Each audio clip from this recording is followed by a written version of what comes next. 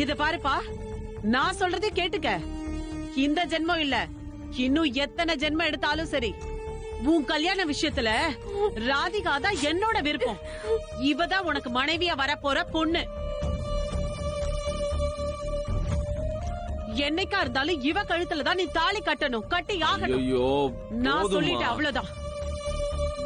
இத தவிர வேற ஏதாவது என்ன இருந்தா அத தலை முழுகிடு. உண்மையை சொல்லிட்டீங்க, இது எனக்கு பிடிச்சிருக்கு. நீங்களும் என்கிட்ட உண்மையா இருக்கீங்க, என்கிட்ட நல்லா பேசுறீங்க, பழகுறீங்க. அதனால நானும் உங்ககிட்ட உண்மையை சொல்றதுல ஒன்னும் தப்பு இல்லையே. தப்பே இல்லை. வேற நீங்க தான் சொல்லணும். எல்லா கேர்ள்ஸும் ஒரே மாதிரி தான். என்ன? எப்பவும் எதையும் யோசிக்கிறது கிடையாது. நானே என் மனசுல இருக்கிறத தலமா கிட்ட எப்படி சொல்றதுன்னு தெரியாம முடிச்சிட்டு இருக்கேன்.